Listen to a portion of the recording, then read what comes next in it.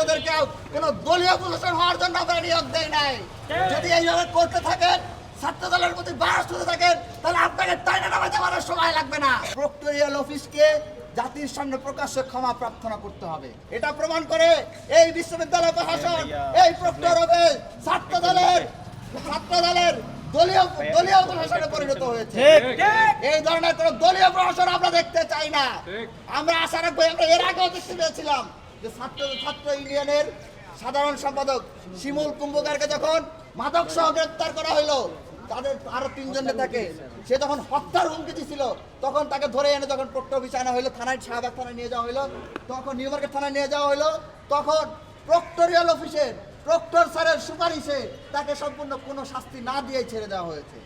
এটাই প্রমাণ করে বিশ্ববিদ্যালয় প্রশাসনের কেউ একদিকে মুখে মাদকের বিরুদ্ধে কথা বলছে, একদিকে মুখে ছিনতাইয়ের বিরুদ্ধে কথা বলছে, একদিকে মুখে চাঁদাবাজের বিরুদ্ধে কথা বলছে, আর একদিকে যেরকম এটা করতেছে, আর একদিকে আবার তারা এই মাদক সেবী, মাদকের সিন্ডিকেট, ছিনতাইকারী সিন্ডিকেট, চাঁদাবাজের সিন্ডিকেটদেরকে ক্লিন চিট দিচ্ছে, মুক্তি পাইয়ে দিচ্ছে। এটাই মনে করে এটা সুস্পষ্ট মুনাফিক ছাড়া আর কিছুই নয়। একদিকে আমরা দেখতে পাচ্ছি যখনই চাঁদাবাজদেরকে একদিকে তারা ছেড়ে দিচ্ছে, আর একদিকে দেখি যে এই প্রক্টরিয়াল টিম তাদেরই দলীয় বাহিনী ছাত্র দলকে নিয়ে এসে প্রক্টর অফিসে নাটক মঞ্চায়ন করে।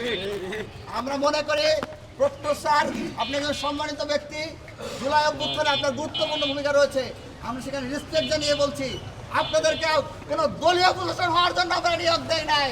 যদি এইভাবে করতে থাকেন, ছাত্র দলের প্রতি বাস হতে থাকেন, তাহলে আপনাকে টাইনা নামাতে আমার সময় লাগবে না। আমরা আশা রাখবো আপনাদের এই বাস পরিহার করে সেই ঘটনায় প্রক্টর অফিসে যারা জড়িত ছিল, এই ছিনতাইকারী আরিফ ফয়সালকে ছেড়ে দেওয়ার সাথে সাথে, শিমুল কুম্ভকারকে ছাড়াই দেওয়ার সাথে সাথে যারা জড়িত ছিল, যাদের অপরাধের কারণে গতকালকে আবার একটা ছিনতাইয়ের ঘটনা ঘটেছে এবং ছিনতাইকারীরা ছুরিকাঘাত করার মতো দুঃসাহস দেখিয়েছে, এর মধ্যে যাদের গাফিলতি ছিল বিশ্ববিদ্যালয় প্রশাসনের, তাদের প্রত্যেককে বিচারের মুখোমুখি করতে হবে। জাতির সামনে প্রকাশ্যে এনে প্রক্টরিয়াল অফিসকে জাতির সামনে প্রকাশ্যে ক্ষমা প্রার্থনা করতে হবে। যদি তারা সেই দিন এই আরিফ ফয়সালের বিরুদ্ধে ব্যবস্থা গ্রহণ করত, তাহলে এই ছিনতাইয়ের ঘটনা দেখতে হইতো না।